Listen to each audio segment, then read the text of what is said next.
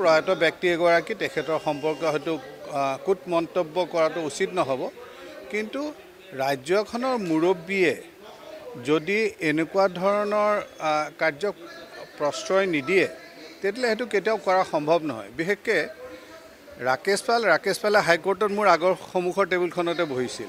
গতিকে সেই মানুহজনৰ কেনেকুৱা কি কৃতিত্ব আছিল বা কি আছিল সেইখিনি অন্ততঃ সহকৰ্মী হিচাপে আমি জানিছিলোঁ।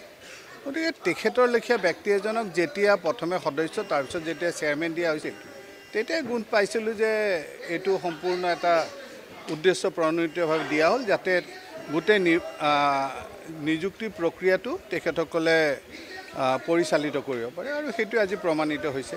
গৌৰৱ গগৈ দামী উপহাৰ দিছিলে বিয়া, তেনেকুৱা ধৰণৰ কিছুমান কথাও ওলাইছে।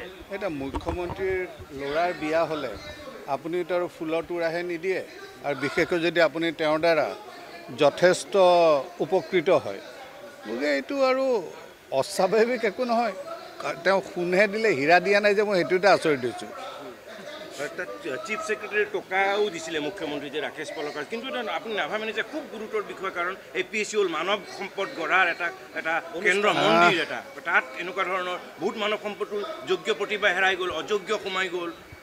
এতিয়া মই কোনো ৰাজনীতি কৰিব খোজা নাই, কিন্তু এটা কথা স্পষ্টভাৱে ওলালে যে এই ভাৰতীয় জনতা পাৰ্টি যেতিয়াৰ পৰা ক্ষমতাত আহিলে অন্ততঃ APSCত কোনো নিযুক্তিয়ে কোনো উদ্দেশ্য প্ৰণোদিতভাৱে বা প্ৰভাৱান্বিত হৈ দিয়া হোৱা নাই।